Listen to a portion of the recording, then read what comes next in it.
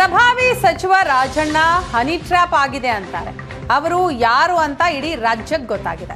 ಗಂಗಾವತಿಯಲ್ಲಿ ಶಾಸಕ ಜನಾರ್ದನ ರೆಡ್ಡಿ ಅವರ ರಿಯಾಕ್ಷನ್ ಇದೆ. ಹನಿ ಟ್ರ್ಯಾಪ್ ಕೇಸ್ನ ಸಂಖ್ಯೆ ಹೇಳೋಕೆ ಆಗಲ್ಲ ಅಂತ ಹೇಳ್ತಾರೆ. ಸಂಖ್ಯೆ ಹೇಳೋಕೆ ಆಗಲ್ಲ ಅಂದ್ರೆ ಒಂದು ಸಂಖ್ಯೆ ಇದೆ ಅಂತ ಅರ್ಥ. ಸಿಬಿಐ ಮೂಲಕ ಹಿಂದಿರುವ ಹೆಸರು ಗೊತ್ತಾಗಬೇಕು ಅಂತ ಆಗ್ರಹಿಸಿದ್ದಾರೆ ಜನಾರ್ದನ ರೆಡ್ಡಿ.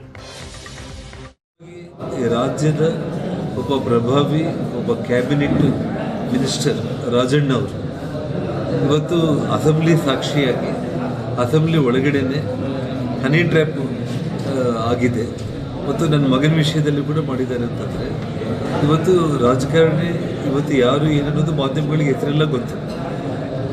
ಇನ್ವೆಸ್ಟಿಗೇಷನಲ್ಲಿ ಅವ್ರ ಹೆಸರು ಹೊರಗಡೆ ಬರಬೇಕು. ಇಡೀ ಕರ್ನಾಟಕ ರಾಜ್ಯದಲ್ಲಿ ಎಲ್ರಿಗೂ ಅವ್ರ ಹೆಸರು ಯಾರು ಅಂತ ಗೊತ್ತಾಗಿದೆ. ಮತ್ತು ಇವತ್ತು ಗೃಹ ಸಚಿವರದ್ದು ಪರಮೇಶ್ವರ್ ಅವ್ರದ್ದು ನನ್ನ ಪತ್ರಿಕೆ ಹೇಳಿಕೆ ಕೇಳಿದ್ದು ನಾನು ಓದ್ತಾ ಬರ್ತಾ ಇದ್ದೆ. ಅವ್ರು ಹೇಳ್ತಾ ಇದ್ದಾರೆ ಸಂಖ್ಯೆ ಹೇಳಲಿಕ್ಕೆ ಸಾಧ್ಯನೇ ಇಲ್ಲ, ಅಂದರೆ ಅದು 48 ಅಥವಾ 108 ಅಥವಾ 28 ಅನ್ನೋದು ಈಗಾಗಲೇ ನಾನು ಹೇಳಲಿಕ್ಕೆ ಬರಲ್ಲ ಅಂತೇಳಿ ಹೇಳ್ತಾ ಇದ್ದಾರೆ. ಒಟ್ಟಿಗೆ ಒಂದು ಸಂಖ್ಯೆ ಅಂತೂ ಇದೆ ಅನ್ನೋದನ್ನು ಗೃಹ ಸಚಿವರು ಕೂಡ ಇವತ್ತು ಅದನ್ನು ಒಪ್ಕೊಂಡಿರುವಂಥ ಒಂದು ಪರಿಸ್ಥಿತಿ. ಅಸೆಂಬ್ಲಿ ಸಾಕ್ಷಿಯಾಗಿ ಅಸೆಂಬ್ಲಿಯಲ್ಲೇ ಮಾತಾಡಿದ ಮೇಲೆ ಇದ್ರ ಬಗ್ಗೆ ಮುಖ್ಯಮಂತ್ರಿಗಳು ತಕ್ಷಣ ರಾಜಣ್ಣ ಅವ್ರ ಮಗನಿಗೆ ನೀವು ಹೋಗಿ DIGಗೆ ಕಂಪ್ಲೇಂಟ್ ಕೊಟ್ಟರೆ DG ಕಂಪ್ಲೇಂಟ್ ಕೊಟ್ಟರೆ ಅಂತ ಹೇಳ್ತಾ ಇದ್ದಾರೆ.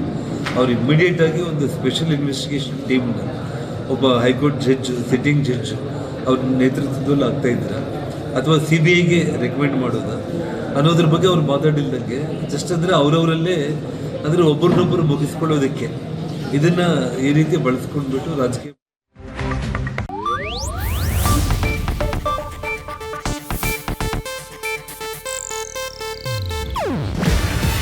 ಇದು ಏಷ್ಯಾನೆಟ್ ನ್ಯೂಸ್ ನೆಟ್ವರ್ಕ್ ಪ್ರಸ್ತುತಿ. ನೀವು ನೋಡ್ತಿದ್ದೀರಾ ಏಷ್ಯಾನೆಟ್ ಸುವರ್ಣ ನ್ಯೂಸ್.